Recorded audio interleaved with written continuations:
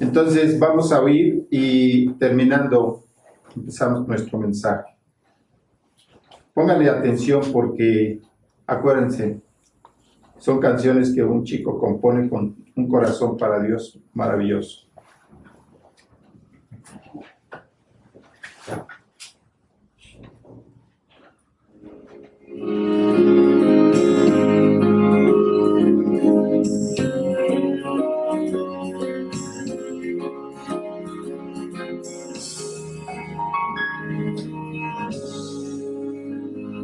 No sé cómo, pero tengo esperanza. No sé cómo, pero sé que soy feliz. He tratado tantas veces de encontrar una razón que justifique el porqué de tanto amor. No sé cómo, pero sé que soy distinto. No sé cómo, pero él me transformó. Y no fue mi propio esfuerzo lo que me hizo ver la luz, fue su sangre derramada en la cruz. Otra vez ante ti, en humilde oración, ni siquiera me contestes, solo mírame, Señor. Ya no sé qué pensar, no sé cómo expresar el temor y el asombro que hay en mí. Todavía no lo sé, no me has dicho qué fue lo que viste en mí para quererme. Y es que no entiendo la razón de tanto amor derrochado. ¿Quién soy yo para que tú me hayas amado?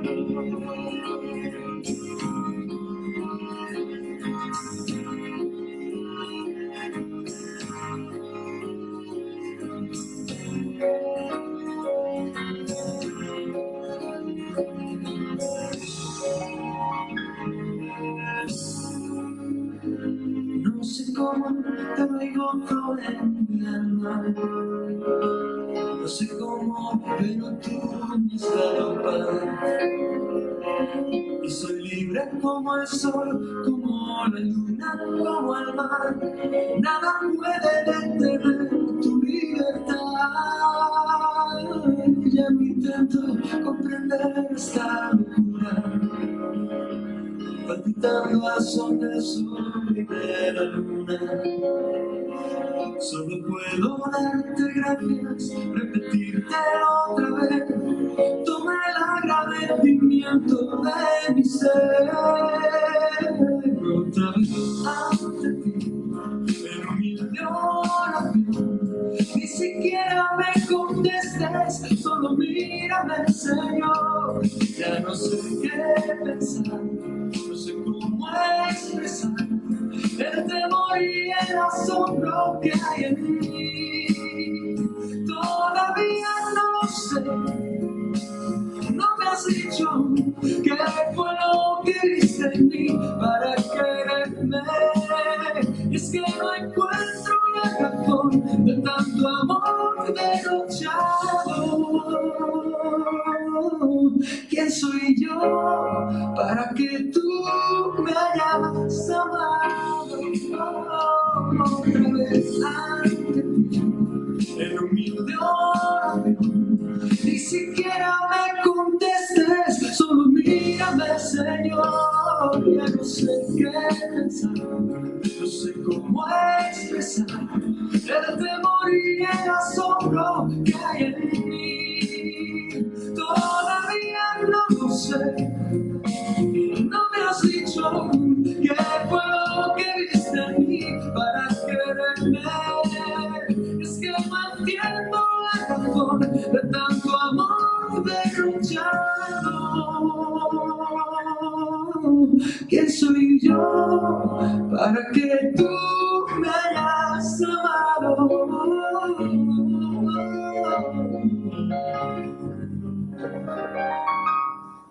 ¿Quién soy yo para que tú me hayas amado,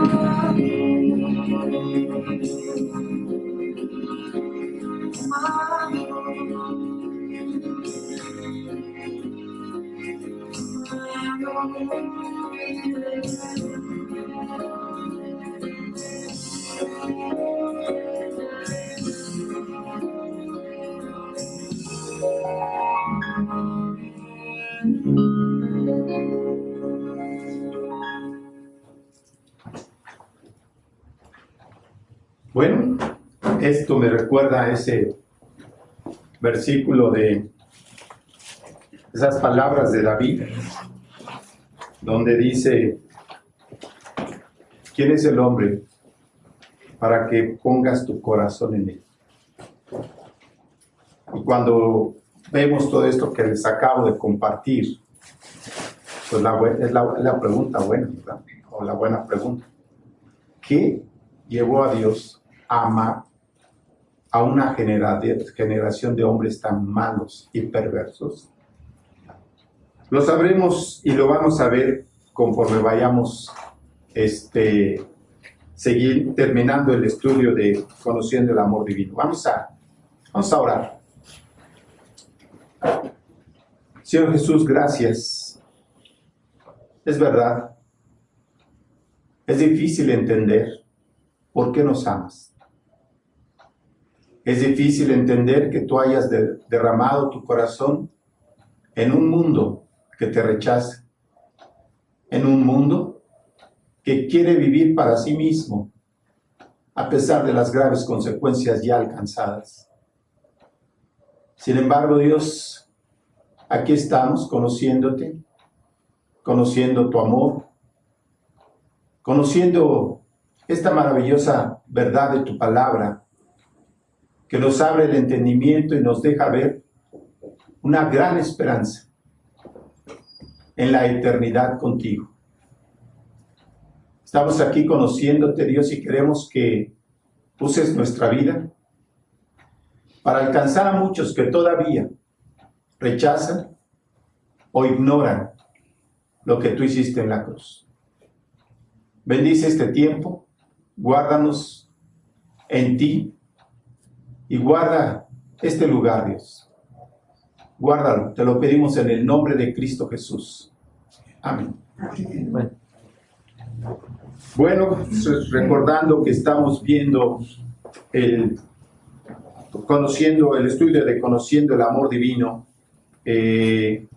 basado en la carta de Primera de Juan. Vemos pues un mundo muy necesitado, y los que tenemos la posibilidad de satisfacer esa necesidad, pareciera que estamos fallando en llevar el anuncio de lo que la humanidad necesita. No hablar de Cristo puede ser una falta de amor a Dios y a lo que Él hizo por la humanidad en la cruz del Calvario. Abran sus Biblias en Primera de Juan 5, 1 al 3, porque justamente estamos ya entrando al último capítulo, en donde desde el principio pudimos ver el amor de Dios, como lo exponen los apóstoles, especialmente el apóstol Juan, cuando está manifestando en esta carta que el amor de Dios realmente excede todo el conocimiento humano. O sea, el hombre no entiende el amor de Dios, porque vamos a explicar por qué. Esto es lo que vamos a ver hoy. Entonces aquí en Primera de Juan 5:1 dice: todo aquel que cree que Jesús es el Cristo es nacido de Dios, y todo aquel que ama al que engendró, ama también al que ha sido engendrado por él. Bueno, aquí hay una situación que tenemos que ver. Yo me he topado con grupos cristianos. Bueno, el mundo los considera cristianos, yo no los considero cristianos, puesto que su intención es minimizar la obra del Señor Jesucristo. quitándolo de la deidad y quitándolo de donde Él realmente está ahora. Entonces, dice aquí que todo aquel que cree que Jesús es el Cristo, ¿qué quiere decir que Jesús es el Cristo? El Cristo es en griego, el Mesías es en hebreo. Es la misma palabra, suenan muy diferentes, pero es la misma palabra. Y los judíos y la humanidad de aquel tiempo entendían que el Mesías era el Salvador del mundo. Entonces, si yo creo en Cristo, sé que yo he nacido de nuevo. ¿Sí? Porque el creer me lleva a entender qué fue lo que pasó en la cruz del Calvario.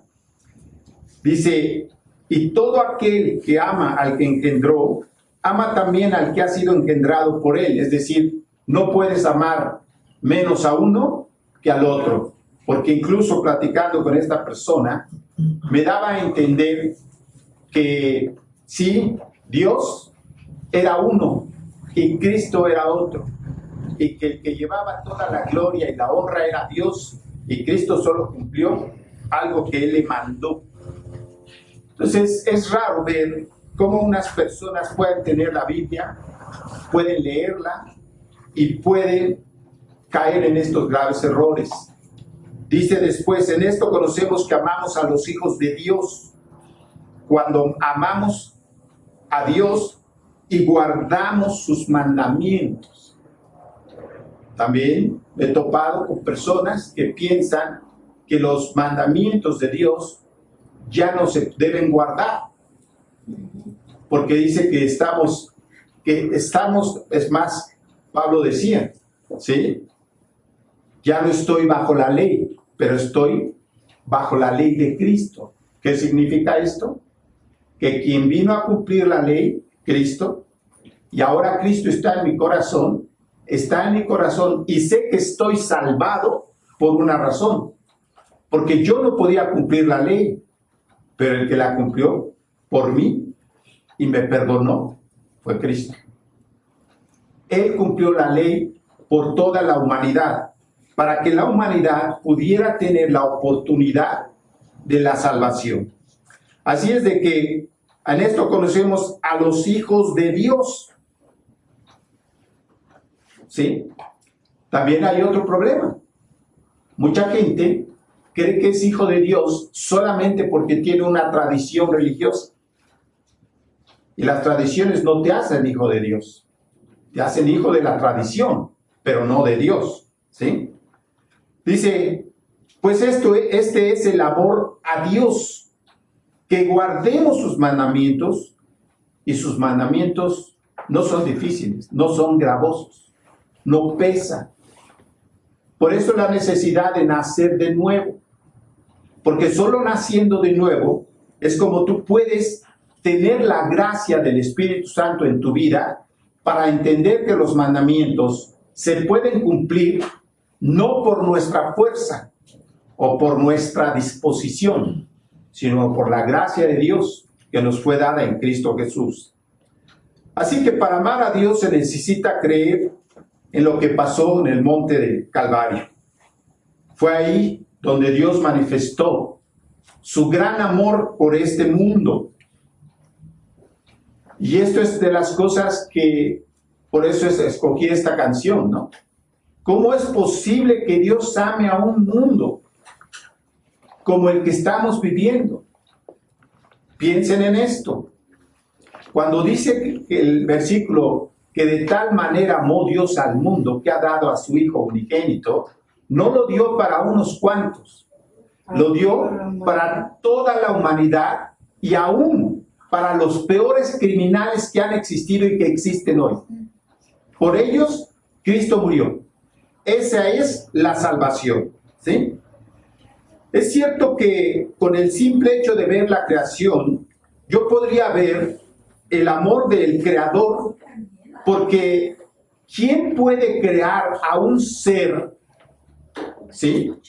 ¿Quién puede crear a un ser como consciente como lo somos nosotros y no amarlo. Algunos piensan que Dios abandonó a su creación. Él jamás la ha abandonado. Algunos piensan esto por todas las cosas que pasan, porque no entienden por qué pasan.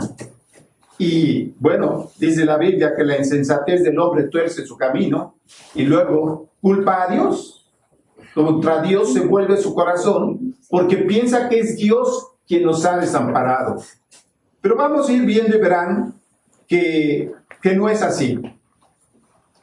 La parte principal de la creación de Dios es el hombre. Piensen en esto. Hay ángeles, arcángeles, ¿sí? Pero ni los ángeles ni los arcángeles tuvieron que ser redimidos.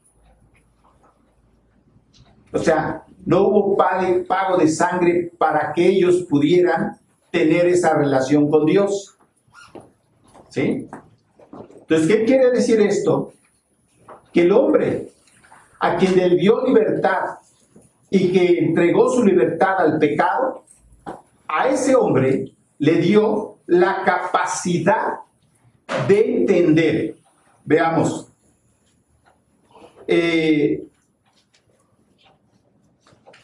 Ningún hombre, yo nunca he visto así. Yo he visto a mucha gente llorar cuando les he llevado a Cristo, cuando les he testificado. He visto a muchos derramar lágrimas en el momento en que saben perdonados.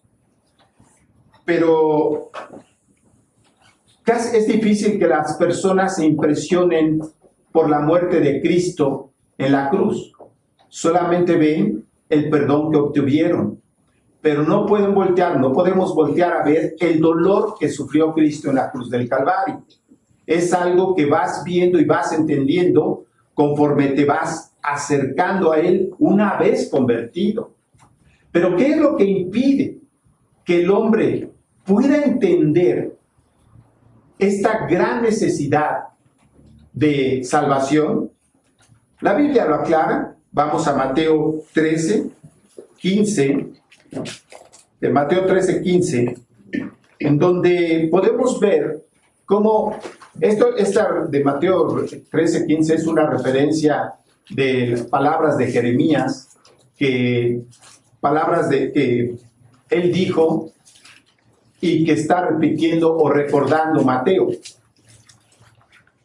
Este versículo dice de esta manera: porque el corazón de este pueblo se ha engrosado y con los oídos oyen pesadamente y han cerrado sus ojos para que no vean con los ojos y oigan con los oídos y con el corazón entiendan y se conviertan y yo los sane.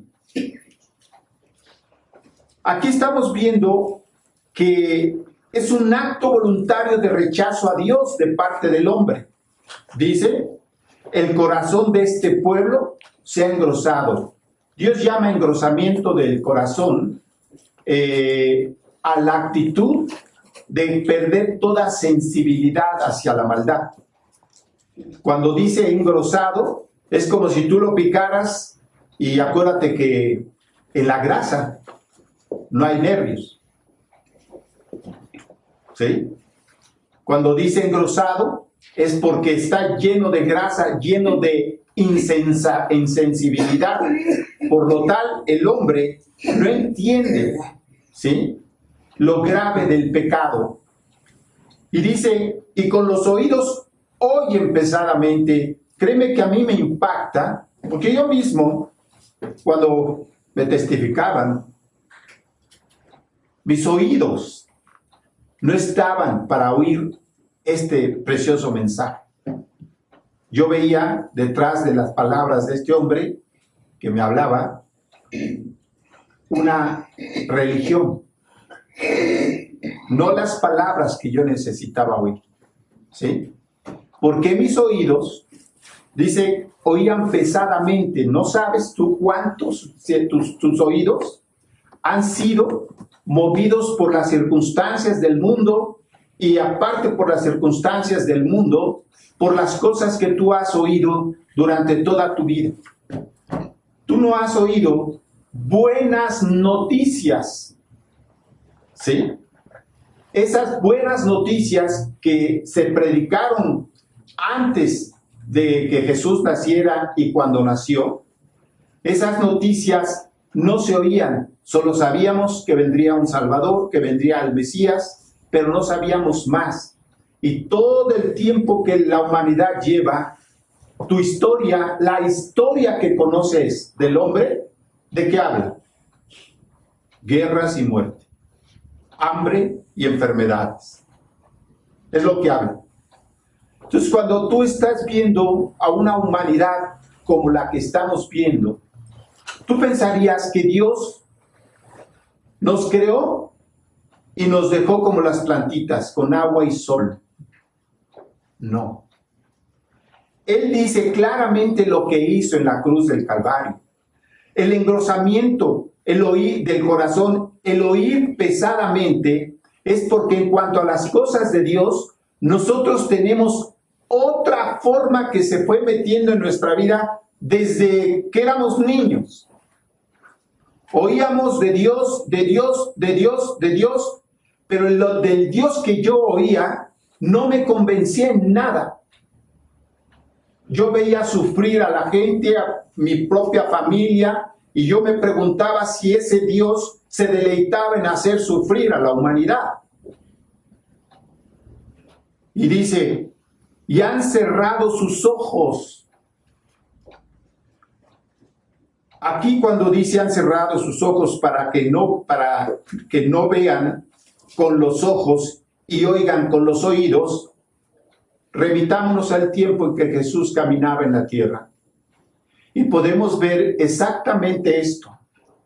Él no solamente habló del reino de los cielos y nos dijo las maravillas de él. Sus discípulos estaban cautivados precisamente por cómo les exponía las cosas del cielo, y ellos estaban verdaderamente deleitándose con todas las cosas que oían. Pero cuando Jesús caminó, algunos cuantos aceptaban sus palabras, otros las rechazaban, y los que las rechazaban, no solo las rechazaban, sino que hacían todo para que quienes aceptaban a Cristo los querían decepcionar hablando mal de él. Entonces por eso dice, oyen sin oír y ven sin ver. Porque en un momento Jesús les dijo claramente, ¿sí? Si no me creen a mí, ya no me crean a mí. Vean las obras. ¿Qué hizo? Sanó leprosos, paralíticos, endemoniados, ¿sí? Sanó todo tipo de enfermedades y además resucitó muertos. Y si esto no lo querían ver los hombres, pregúntate, ¿qué es lo que quieren ver o qué es lo que quieren oír? Dice, para que no vean con los ojos y oigan con los oídos y con el corazón entiendan y se conviertan y yo los sane. Con el corazón entiendan. ¿Qué es lo que yo necesito entender con mi corazón? Bueno, te voy a decir qué pasa. Aquí voy a hablar. Los hombres religiosos piensan que sus tradiciones son más importantes que lo que dice la Biblia. Y cuando hablo de religiosos, no me refiero a personas con vestimenta religiosa. Religioso es todo aquel que tiene sus propias ideas. Es todo aquel que piensa que sus ideas y lo que él puede pensar de Dios y de la vida es más importante que lo que la Biblia dice. Ese es un hombre religioso, porque hace culto a sus ideas. Y sus ideas pueden estar completamente erradas. ¿Pero por qué? ¿Por qué el hombre, por ejemplo, hay quienes odian y piensan que no pasa nada si tan solo siguen sus tradiciones? hay quienes hacen cosas ilegales y piensan que no pasa nada si tan solo siguen sus tradiciones. Hay quienes piensan que su autoridad les permite abusar de otros, pero eso sí, quieren seguir sus tradiciones. Las tradiciones han engañado a la humanidad toda la vida. Toda la vida. El hombre es tradicionalista por excelencia. No hay ninguna nación donde no veas cómo el hombre sigue tradición, tradición y tradición que los está llevando muy lejos de la verdad. Bueno,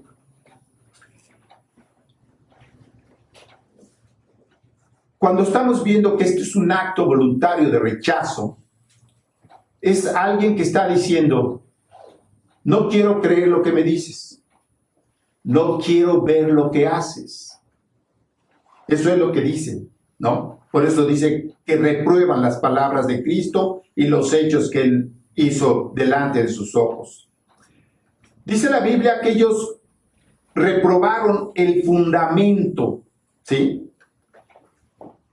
Este fundamento que Dios dejó para que nosotros tuviéramos, ¿sí saben qué es un fundamento? Fundamento en el sentido de fe, es que yo debo sustentar lo que yo creo en algo que es seguro para lo que yo quiero. Estoy en donde voy a depositar toda mi confianza. ¿Por qué? Todos nosotros estamos viviendo por fe. ¿Por qué vivimos por fe? Por ejemplo, cada que tú le dices a alguien, nos vemos mañana, ¿no es fe? Estás hablando de fe. Si le dices, nos vemos mañana. O si planeas tus vacaciones para el mes que entra, ¿no es fe? O si planeas terminar tu carrera, ¿no es fe? Solamente que esa fe en la que nosotros nos basamos no tiene sustento alguno, porque tú puedes morir hoy. ¿Sí? Hoy tú puedes morir y se acabó el plan de vacaciones o de terminar la carrera o de hacer algo. ¿Sí? Pero cuando hablamos de fundamento, este fundamento dice claramente que es firme y perfecto. Vámonos a Hechos 4:11 para que lo veamos con mayor claridad. Allí en Hechos 4:11 se nos habla del único fundamento que se puso sobre los hombres en todas las épocas. Una persona me decía que había un libro o había otros libros más antiguos que la Biblia. Le dije, claro que lo sabía, y los hay. Y le pregunté, le dije, ¿desde cuándo piensas tú que la Biblia argumenta ser el primer libro escrito? No, la Biblia no argumenta eso.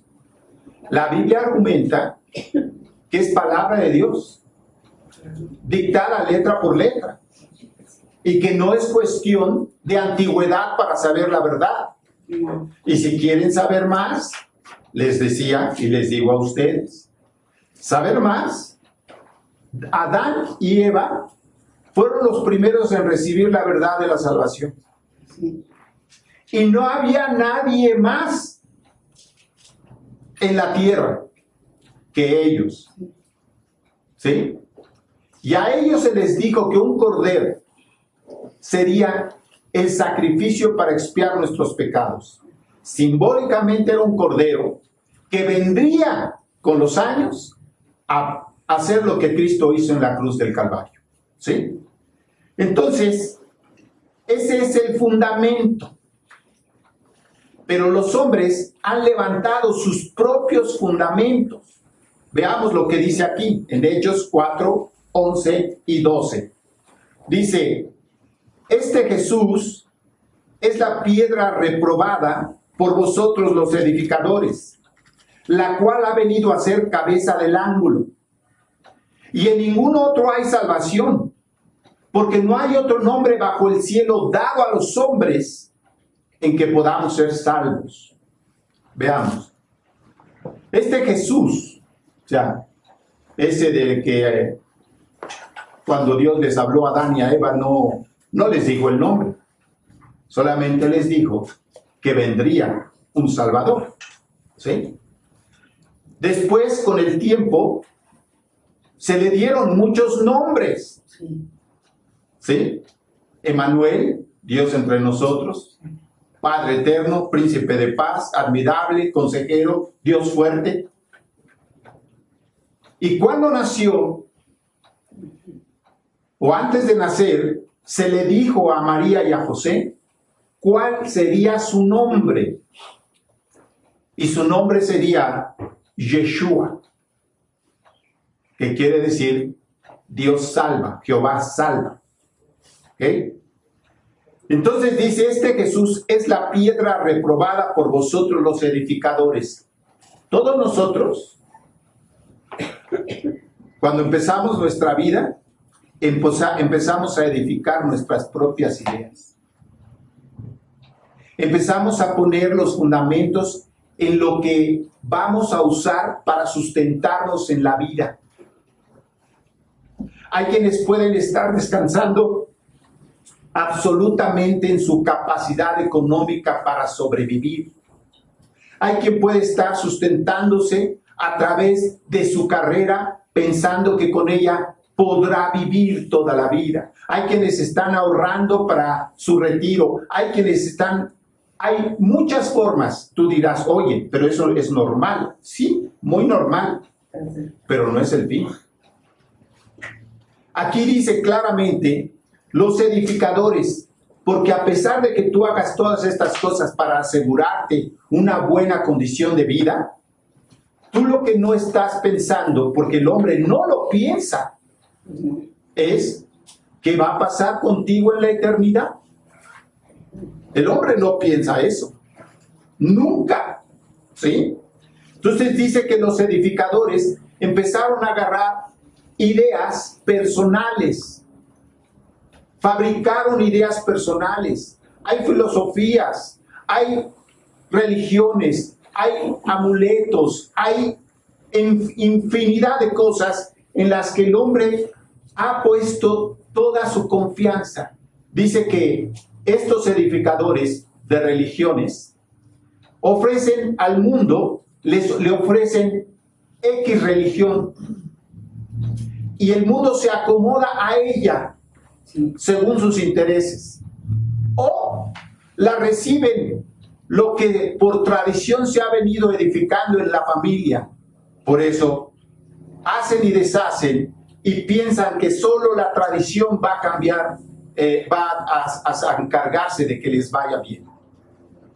Bueno, dice los edificadores, la cual ha venido a ser cabeza del ángulo. La cabeza del ángulo a la que se refiere es que cualquier persona que quiere sustentar su vida o su eternidad o sus ideas en algo, tiene que tenerlo. Me decía una persona, si esto es tu fe, esto es tu fe. Tienes que creer en ello. Y me señalaba un vaso, no me señalaba esto, ¿no? Dice, tú te tienes que agarrar a algo, lo que sea, pero agárrate a algo. Entonces le dije, si yo me agarro de este vaso y lo suelto, se desquebrajó mi fe. Se hizo pedazos. No, pero es que algo te tienes a... Claro, hay más vasos. Esa es la mente del hombre. Siempre hay algo como en donde agarrarte, en donde alcanzar. Y los edificadores, de los que se refiere claramente aquí la Escritura, eran los fariseos. ¿Por qué? Dice que ellos establecieron su propia justicia y desecharon la ley. La interpretaban a su antojo. No la interpretaban como debían interpretarla. Así que, y en ningún otro hay salvación, aclara el escritor de los Hechos, que fue Lucas. Y en ningún otro hay salvación, porque no hay otro nombre bajo el cielo. ¿Y cuántos oímos? ¿Cuántos nombres oyes? Uf, Muchos. en la India hay 365,000 dioses. Como que tenemos allí abundancia para no fallar. ¡Qué barbaridad! Eso es nada más en un país. Imagínate, cuando aquí está diciendo en ninguno otro hay salvación, no hay otro nombre bajo el cielo dado a los hombres para salvar su alma. No hay otro nombre. Cristo, Salvador y Mesías. Él es el único que pudo traer salvación de todos los nombres que se oyen en el mundo. Los que quieras, ninguno dice haber puesto su vida por el hombre. No. Ninguno dice haber dado su vida en una cruz para salvar a la humanidad. Así es de que tenemos un solo nombre. Pero, ¿cómo convencerlos de esto? ¿Cómo hacer que el hombre entienda su necesidad? A veces pienso que eso es lo que a muchos de nosotros como cristianos nos detiene de hablar de Él.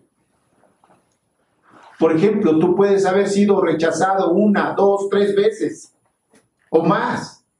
Y entonces esto trae a tu vida algo así como un desaliento por el rechazo a la verdad. Pero como siempre, nuestro Señor Jesucristo nos da elementos maravillosos para que no perdamos de vista nuestra obligación. Somos sal, dice la Biblia, somos luz. Dice que si la sal pierde su sabor, ya no puede tener esas facultades de preservar. Ustedes saben que la sal es un antiséptico natural. ¿Sí?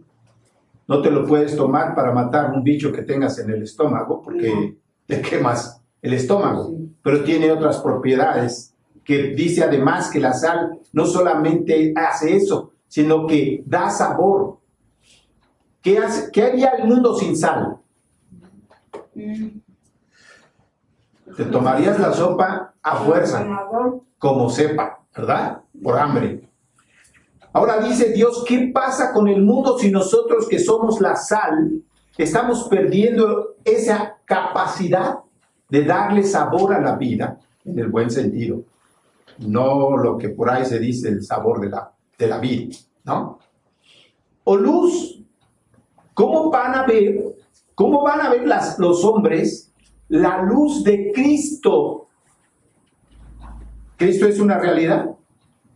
Claro. Es una absoluta realidad. Sí. ¿Tú lo has visto a Jesucristo? Yo no. Yo no lo he visto. Porque Cristo no es visible. Dice, a quien amáis sin haberle visto. En quien creyendo, aunque ahora no le veáis, os alegráis con gozo inefable y glorioso. No lo he visto. Pero sus manifestaciones han estado en mi vida y han estado en la vida de cuantos creyentes le han dado la oportunidad de entrar a su corazón para mostrar quién es Él. Bueno, si tú y yo somos sal y somos luz, vamos a ver un pasaje en donde yo te pido que tú te identifiques con los 3 personajes que va a mencionar este pasaje, que está en Lucas 10:25. 10:25 hasta el 37. Aquí vamos a ver algo extraordinario. La Biblia tiene una facultad maravillosa. La facultad de dar vida al que la cree. Tiene esa facultad para que tú y yo entendamos cómo somos cuando nos describe a través de algún personaje, de alguna parábola. Esta es una parábola, ¿sí? Es algo que no sucedió, pero es tan real como que está exponiendo el corazón de los hombres. Fíjense cómo lo hace.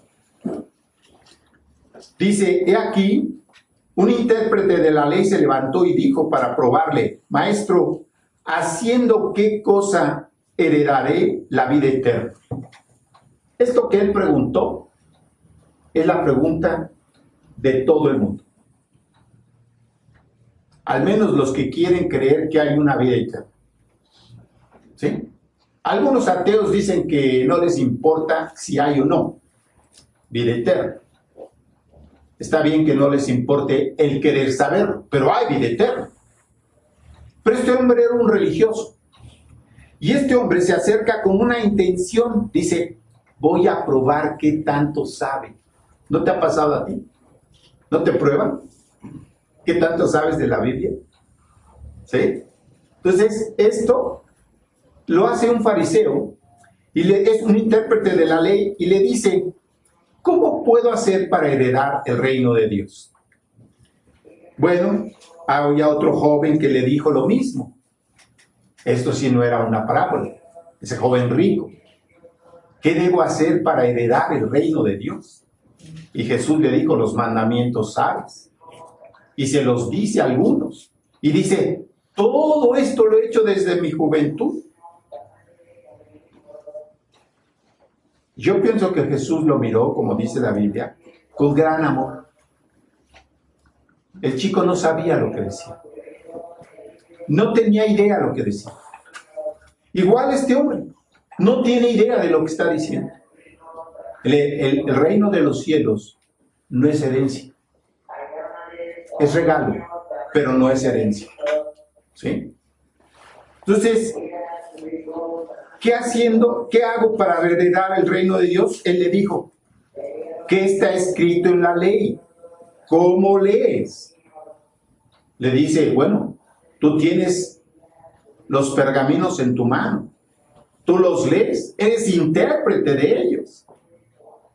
O sea que tú debes de saber qué dice la ley. ¿Qué es lo que debes de hacer? Estoy seguro que fue Dios quien lo movió a decir lo que dijo.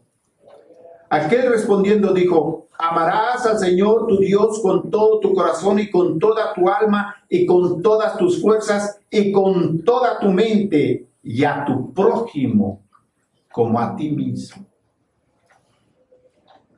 Vaya, lo que acabamos de ver la semana pasada. ¿Sí?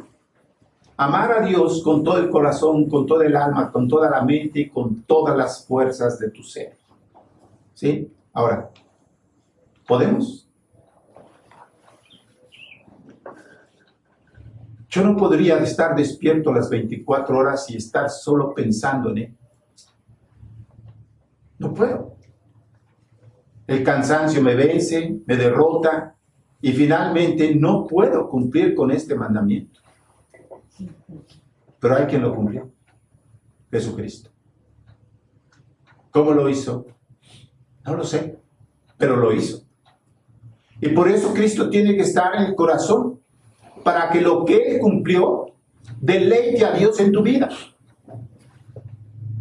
¿Sí? Entonces, Él dice exactamente lo que tiene que decir.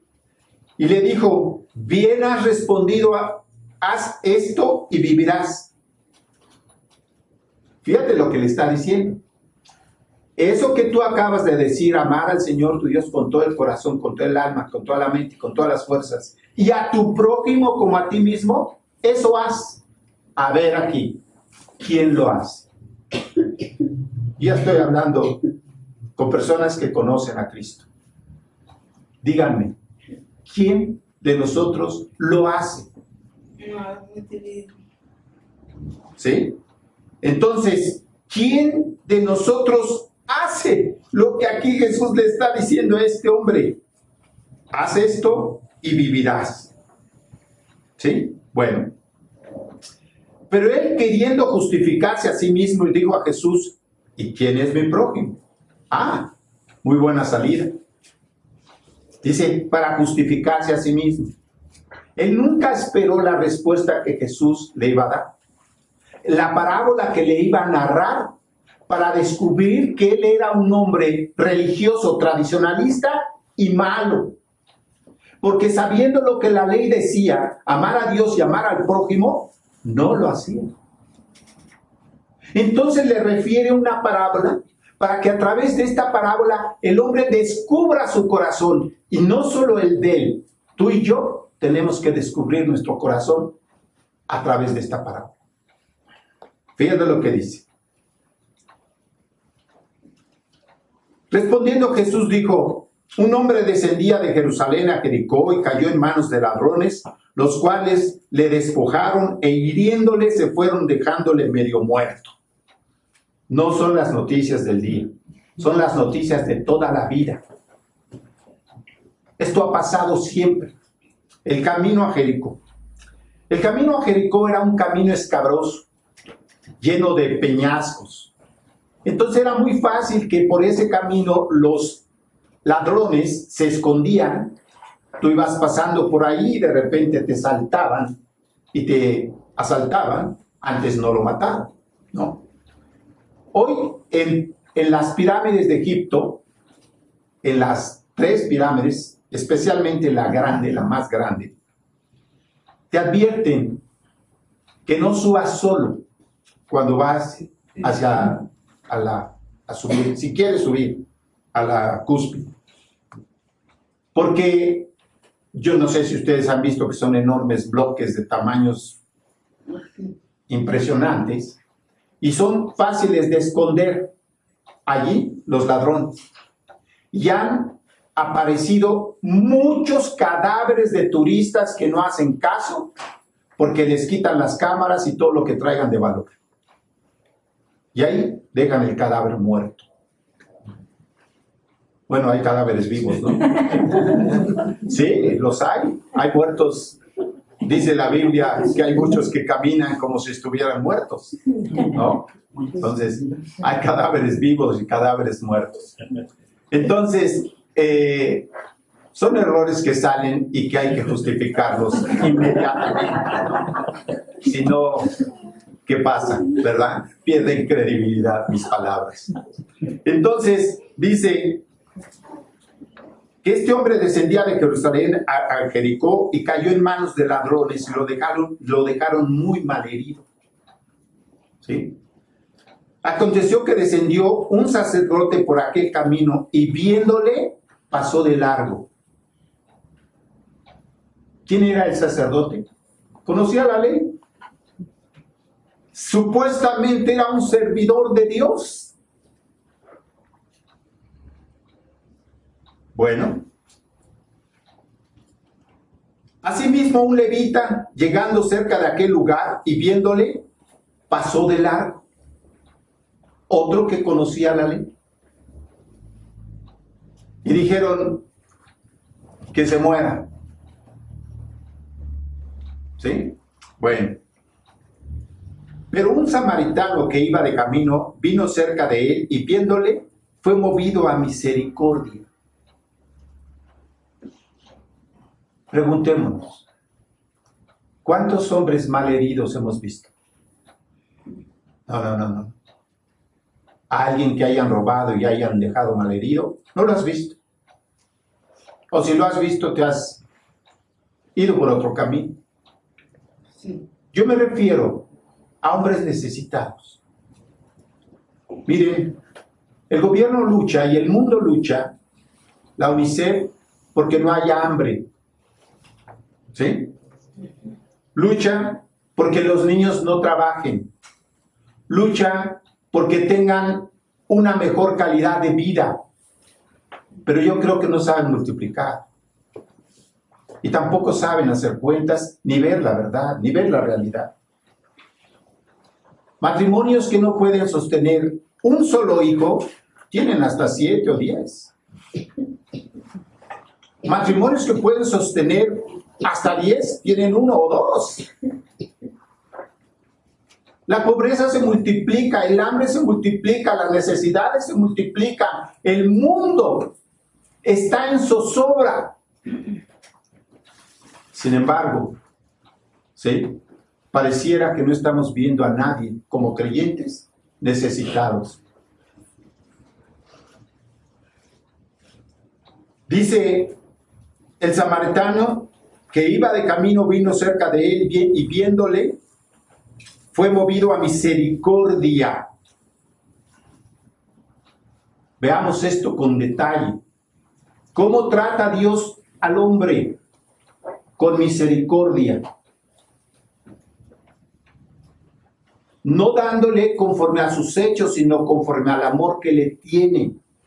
Eso es misericordia. Y aquí es un samaritano. No conocía la ley. Solamente tuvo un corazón humano.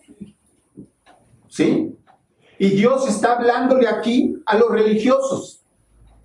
A las personas que se dicen creyentes y están viendo que las almas se van al infierno y callan. Porque no son movidos a misericordia ante las enormes necesidades. El mundo va a seguir multiplicándose. Ya no hay remedio. Ya no hay remedio. El mundo nunca va a tener para alimentar a la humanidad. Los hombres, 46 hombres que están en la lista de Forbes, ostentan 71.6 billones de dólares. ¿Sabes lo que es eso? Lo que mi mamá me solía dar de domingo. Nada más piensa. Un mundo muerto de hambre y unos corriendo por ser el número 1 entre los ricos. Pero olvidémonos si ellos no tienen misericordia. Ellos tienen, ellos reparten. Bueno, Bill Gates acaba de donar 15,000 millones de dólares a instituciones. No sé si no se acordó de mí, yo creo que no, porque no veo nada en mi cuenta, ¿sí? Entonces, dice, y acercándose vendó sus heridas, echándoles aceite y vino, y poniéndole en su cabalgadura, lo llevó al mesón y cuidó de él. Acuérdate que él estaba malherido. A él no le importó ensuciar su traje, su ropa, con la sangre del hombre que estaba malherido. Lo subió a su cabalgadura y él fue jalando el animal hasta llegar al mesón. Esto equivaldría a que si tu coche no cabe más que uno, tendrías que subirlo a él y empujarlo tú. Pero ese tipo de coches pues casi no hay, ¿verdad? Pues no. Pero podrías haber subido a tu coche y llenar tus asientos de sangre. O si tuvieras algo con que cubrir el asiento, lo sentarías. Procurarías no mancharlo. ¿Sí? Bueno. Yo lo haría igual, no nada más tú. Entonces,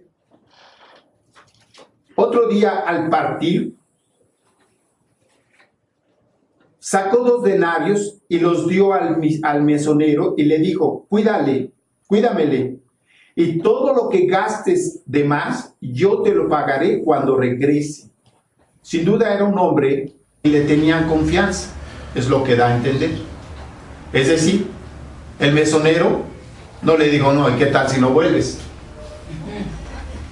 Eso hubiera roto con todo lo que el corazón de este hombre tenía para ayudar a un necesitado. ¿Quién pues de estos 3 te parece que fue el prójimo del que cayó en manos de los ladrones? Le pregunta Jesús a este hombre, intérprete de la ley. ¿Tú sabes cómo contestó? Estoy seguro que tú te sabes este pasaje y contestarías exactamente lo mismo. El que usó de misericordia. Ahora, ¿con quién nos identificamos? ¿Con el samaritano? ¿Con los intérpretes de la ley? ¿Con el levita? ¿Con el sacerdote? Bueno, te voy a decir qué pasa. Hoy en este pequeño lugar, tú estás oyendo maravillas. Y hay lugares donde se abarrotan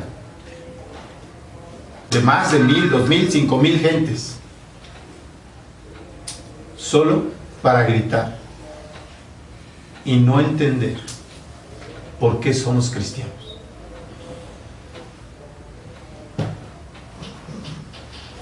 Bueno, no es hasta que te conviertes para que tú puedas entender la palabra de Dios. Tiene que estar en tu corazón el intérprete, el verdadero intérprete de la ley, que es el Espíritu Santo. Es el único que puede decirte el por qué tantas preciosas palabras escritas en la Biblia.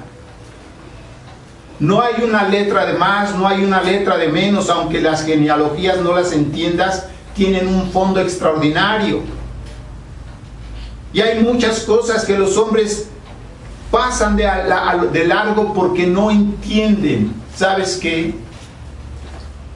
El que interpreta la Biblia es el Espíritu Santo.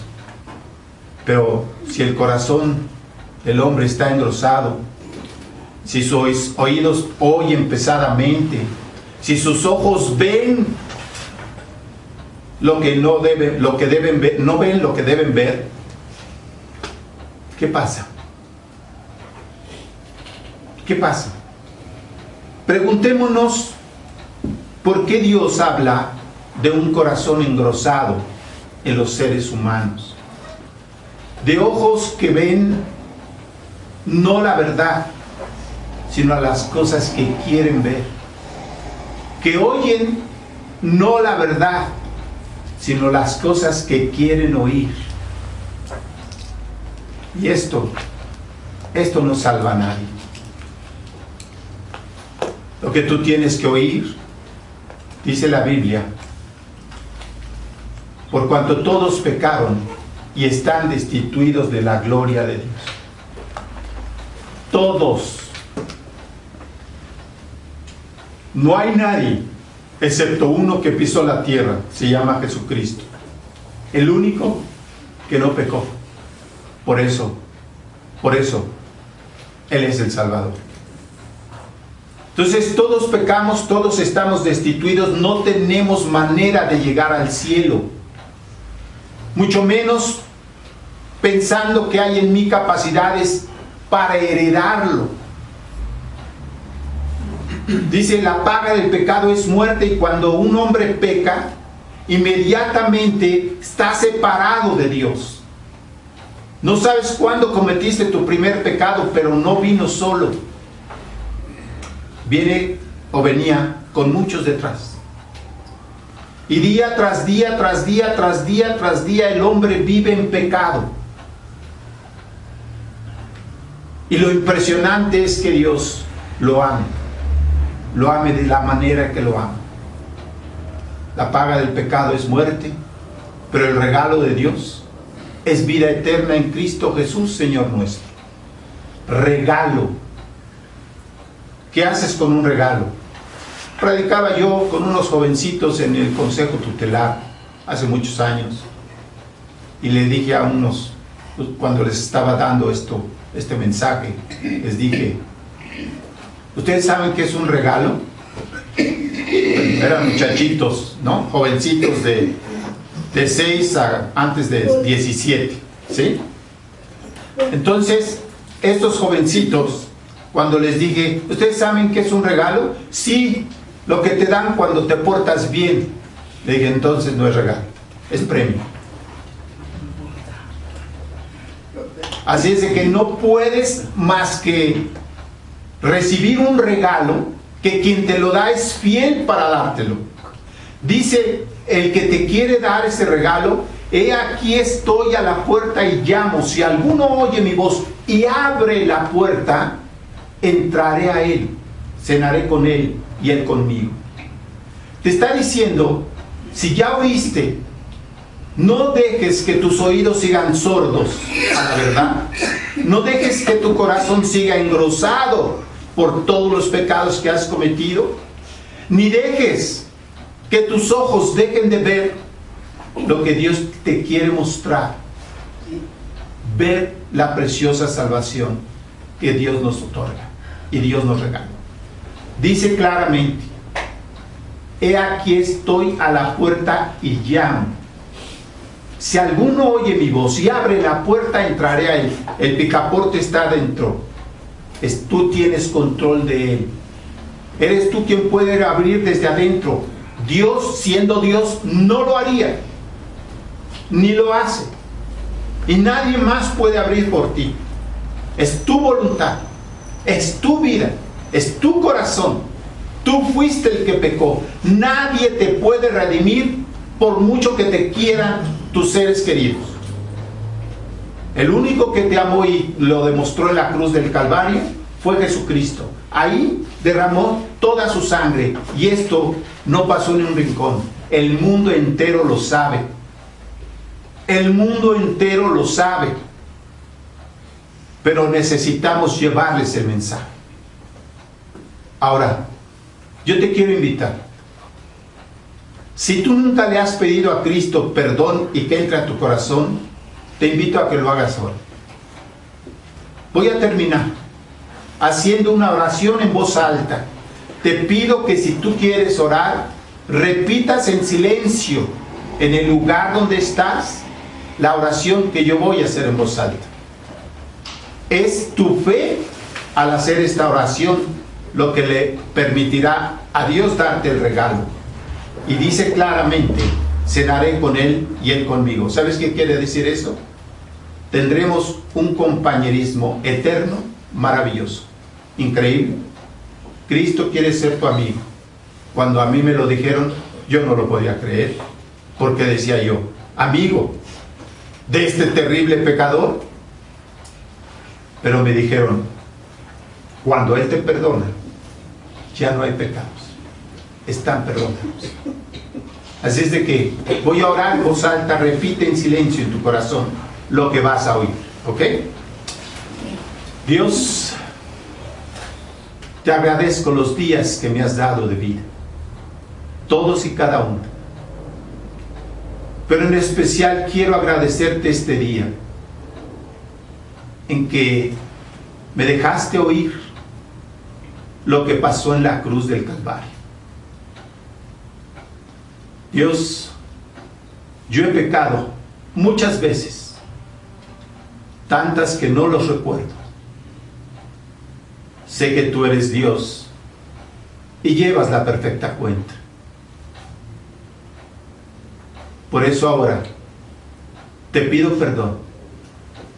Me arrepiento de todas mis faltas. Abro mi corazón y acepto a Cristo como mi Señor, mi Dios y mi Salvador. Ya no hay esfuerzos personales por alcanzar la gloria. Ahora solo creo en la sangre preciosa de Cristo Jesús, derramada en la cruz por amor a mí. Por Él y para Él te pido esto. Amén. Amén. Bueno, esto es el regalo de Dios. De aquí en adelante, tú te vas a encontrar con muchos necesitados, enormemente necesitados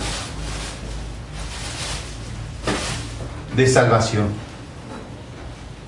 Pídele a Dios gracia y misericordia por esas personas, para que les puedas hablar de la única verdad que se debe predicar en este planeta. Que Dios los bendiga. Agradezco su atención y nos vemos aquí dentro de 8 días. Dios los guarde.